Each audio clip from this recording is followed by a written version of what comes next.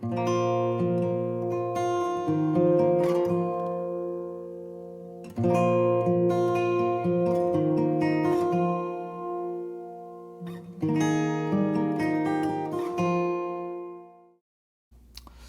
안녕하세요. 오늘은 주님의 뜻대로 구하는 기도 21강입니다. 그래서 우리가 일반적인 기도보다 하나님의 뜻을 구하는 기도는 보다 좀 더 성숙하고 더 수준 높은 기도라고 말할 수 있겠죠. 우리가 하나님의 뜻을 구하는 기도라고 하면은 굉장히 좀 마음의 부담으로 이렇게 다가올 수도 있는데, 하나님의 뜻을 구하는 데 있어서 우리가 가장 주의해야 할 것은 바로 이것입니다. 하나님의 뜻은 내 뜻과 반대다. 이렇게 생각하는 것은 좀 하나님에 대해서 오해하고 있는 것입니다. 그러니까 아이들이 막 하고 싶어도 못하게 하고 금지하고, 나는 막 이것저것 하고 싶은데 다 막으시고 못하게 하시는 그런 심술궂은 하나님으로, 그런 못된 하나님으로 우리가 하나님을 인식하면 안 된다는 거죠. 하나님 절대 그렇지 않습니다. 하나님 우리가 행복하게 잘 살기를 누구보다 더 원하십니다. 근데 문제는 우리가 무엇이 진짜 우리의 행복인지, 무엇이 잘 사는 것인지를 우리가 잘 알지 못한다는 것입니다. 그래서 하나님은 지금 당장만이 아니라 하나님께서는 영혼의 관점으로 우리를 보시죠. 영혼의 관점으로 우리를 보셨을 때 무엇이 잘 사는 것인가.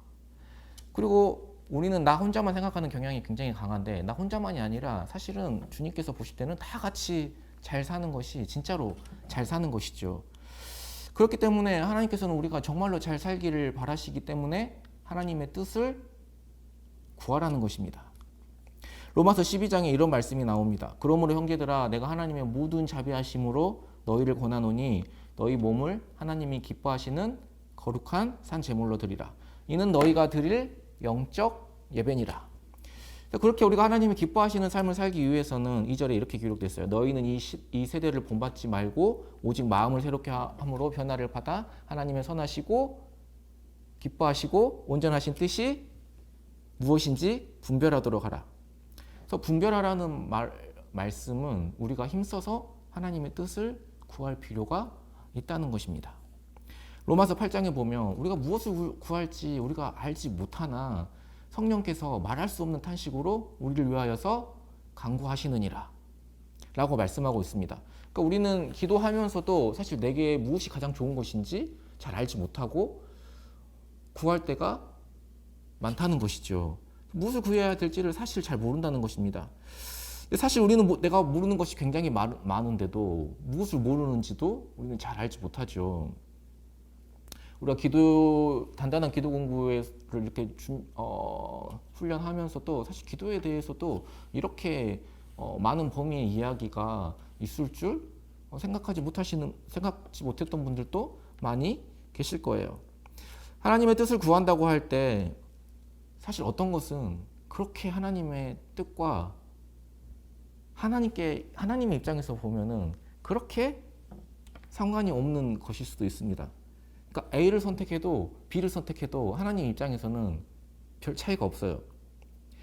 그러니까 직장을 선택하거나 결혼을 선택하거나 학교를 선택하거나 전공을 선택하거나 이런 것들 나에게 굉장히 중요한 일처럼 느껴지지만, 사실은 하나님께서는 우리에게 알아서 하시라고 우리에게 자유를 주는 부분도 꽤 많이 존재한다는 것입니다. 그러나 반대로 어떤 것은 내가 별 생각 없이 하나님의 뜻을 구하지도 내가 별로 중요하다고 생각하지 않는 거예요. 그래서 하나님의 뜻을 구하지도 묻지도 않았는데 그 부분에 대해서는 하나님께서 정말로 크게 생각하시는 부분도 있다는 거예요. 하나님 굉장히 중요하게 생각하시는 부분도 있습니다. 예를 들면 이런 거예요. 지극히 작은 자 하나에게 하는 것이 곧 나에게 하는 것이라. 이게 무슨 의미입니까? 하나님이 그것을 그만큼 중요하게 생각하신다는 것입니다. 그래서 기도를 하다 보면 우리가 신앙이 성장하면은 무엇이 덜 중요하고 무엇이 진짜 중요한가를 하나님의 관점에서 우리가 깨달아가는 것이죠. 하나님의 뜻을 구하는 기도가 우리가 기도 훈련에서 21강에 나오는 이유는 기도할 때는 솔직하게 기도하는 것이 좋습니다. 그리고 우리 마음대로 기도하는 것이 좋습니다. 솔직하게 기도하되 아무 말이나 기도하되 고집 피우지만 말라 이렇게 말할 수 있겠습니다. 그러니까 내가 솔직하게 내가 원하는 대로 기도를 하되 하나님이 아니라고 말씀하시면 받아들일 준비가 되어 있어야 받아들일 준비만 하고 있으면 됩니다. 그래서 내 생각을 바꾸고 내 행동을 바꿀 준비가 되어 있는 사람, 그 마음이 열린 마음이죠. 제가 예전에 한 교회에서 사역할 때 담임 목사님께서 교육자 회의 때 갑자기 물어보신 거예요. 기도할 때 왜 이렇게 뭐 손을 들고 기도하느냐. 저는 사실 왜 손을 들고 기도하는지 저는 간절함의 표현이라고 그렇게 생각을 했었는데 목사님께서 이렇게 말씀을 하시더라고요. 이거 손을 올리고 이렇게 기도하는 것은 일종의 항복이다. 그러니까 열려 있다는 말이다.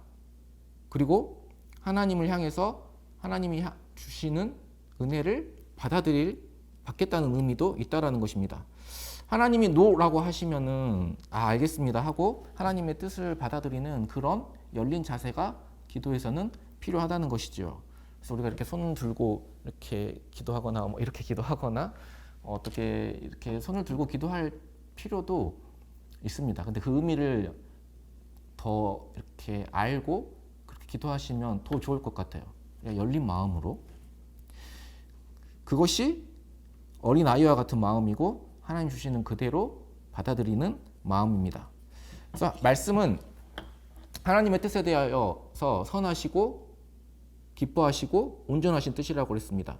그래서 기뻐하시고에 대해서 생각해 보면은 어떻게 보면 오늘 강의에서 가장 중요한 내용일 수 있는데 우리가 하나님의 뜻을 생각할 때 하나님께서 어디까지 허락하실까 이런 것들을 생각하기보다는 하나님이 무엇을 더 기뻐하실까 이 생각을 가지고 하나님의 뜻을 구하면 훨씬 더 우리가 하나님의 뜻에 민감하게 반응할 수 있습니다.